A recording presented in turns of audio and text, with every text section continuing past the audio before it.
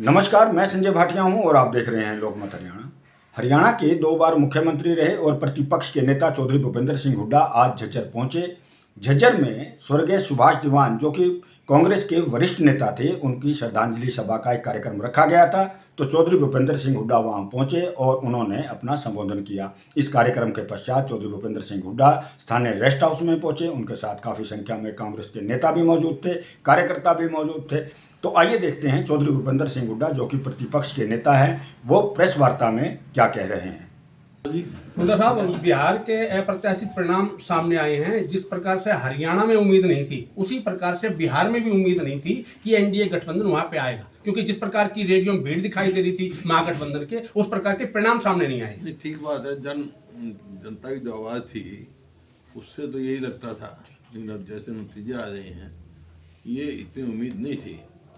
अब ये नतीजे आए हैं, इसके क्या कारण हुए उसका पार्टी जांच करेगी और फिर आपको रिपोर्ट देगी, कुछ ना कुछ कहाँ क्या रहा। जैसे राहुल गांधी जी ने वहां से पद यात्रा की थी और खास करके वोट चोरी का अभियान वहीं से स्टार्ट किया था। क्या नहीं मानते कि वहाँ इस प्रकार का फैक्टर वहाँ काम नहीं है? SIR पे तो सवाल उठ ही रहे थे ना। जी जी जी। पार्टी उठा रही थी, जिसके पे इतनी लाख वोट काटने के बाद भी परसेंटेज इतनी बढ़ गई। तो ये कुछ है, उसका जांच का विषय है, ये जांच का कारण कहेंगे। तो SIR को आप मुख्य मुद्दा मानते कि ऐसा हुआ? नहीं, एक मुद्दा वो भी है ना। जी जी। सर, कल आपके द्वारा एक ज्ञापन दिया गया है राज्यपाल को, हाँ। हरियाणा के कुछ मुद्दों को लेकर। एक तरफ विपक्ष ये कहता है कि वो धींगाशाही चल रही है, बीजेपी मान नहीं रही। तो क्या आपको ऐसा लगता है कि आपके द्वारा ज्ञापन दिए जाने के बाद सरकार कुछ चेतेगी, किसानों की तरफ ध्यान देगी? हम जो लोगों ने फैसला किया है, विपक्ष में बिठाया है, तो उसका करें, अपनी जिम्मेदारी निभा रहे हैं। जनहित मुद्दे उठाना हमारा फर्ज है और वो उठाएंगे। और ये वाकई जो हमने कल दिए हैं वो हर व्यक्ति से, जैसे धान की हमने कहा किसान के लिए, मैं बहुत सारी मंडियों में गया हूँ, मैंने मंडी इकट्ठे करके पूछा है, भाई एक आदमी बता दो जिसको MSP मिला हो। रसीद उतने ही काटते हैं, लेकिन कटौती कर देते हैं। इसी तरह प्रकार बाजरे की, इसी प्रकार कपास की, और जो जल भराव हुआ है उसका कोई कंपनसेशन नहीं। तो हमने मांग की है भाई, जो बिल्कुल दो फसल जिन्हें खराब हो गई उनको 50 से 60 हज़ार रुपया प्रति एकड़ दिया जाए, और धान पे कम से कम 1000 रुपया प्रति क्विंटल बोनस दिया जाए। लेकिन सरकार ने कुछ नहीं किया। दूसरी सवाल था कानून व्यवस्था का। कानून व्यवस्था आप खुद देख रहे हैं कि हरियाणा में सरकार खुद मान रही है, गृह मंत्रालय, कि 80 ऑर्गेनाइज्ड गैंग काम कर रहे हैं। 80। देखो, अपराध दो किस्म के होते हैं। एक होता है अनऑर्गेनाइज्ड होता है, जैसे भाई भाई में झगड़ा हो जाए, किसी दोस्त में झगड़ा हो जाए, किसान का और उसका झगड़ा हो जाए, कोई एक्सीडेंट हो जाए, स्पॉन्टेनियस हो जाए, वो क्राइम हो गया।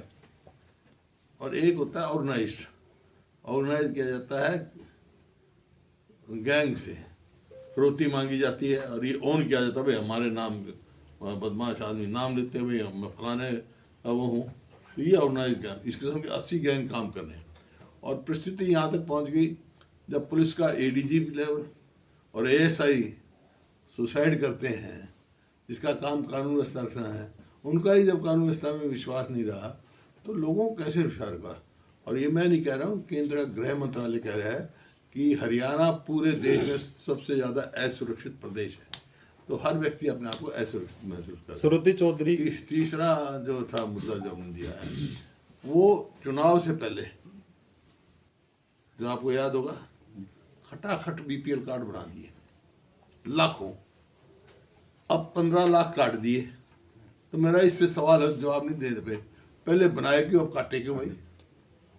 इसका जवाब जांच की मांग करें। और धान के घोटाले में जो हुआ है, कोई छोटा मोटा घोटाला नहीं है, हजारों करोड़ का घोटाला है। उसकी हाईकोर्ट के जज द्वारा CBI की जांच की मांग। सर, लंबे समय से आपको, मेरे ख्याल में कई दिन हो गए आपको धान घोटाले की बात उठाते हुए, प्रमुखता से उठा रहे हैं आप लोग, लेकिन उसके बावजूद भी सरकार के कानों पर जूं तक नहीं लगी। तो क्या लगता है कि जैसे गैंगवार की बात है या इसकी धान घोटाले की, कांग्रेस जो है सड़क पे उतरेगी या किसी प्रकार का कोई? और क्या कर तो रहे हैं, हर जिले पर कर रहे हैं। जनहित की आवाज़ उठाएंगे, जनता के लिए लड़ाई लड़ेंगे। वोट चोरी का अभियान प्रमुखता से उठा रहे हैं आप जो ना, और इस बिहार चुनाव के बाद भी क्या अब ये अभियान जारी रहेगा जी हरियाणा? देखिए, हरियाणा का आपको पता है जी, एक बात का जवाब इलेक्शन कमीशन ने नहीं दिया। 5 तारीख को पोलिंग हुई, 8:34 पर इलेक्शन कमीशन ने कह दिया कि 61.19% वोट पड़ी। कोई बात नहीं।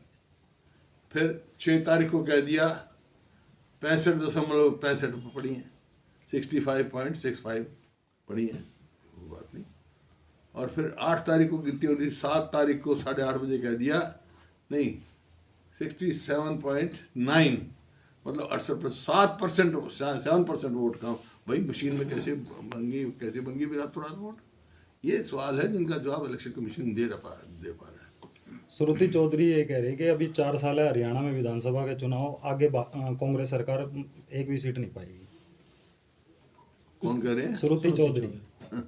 कोई बात नहीं, हमारी बेटी है, कोई नहीं।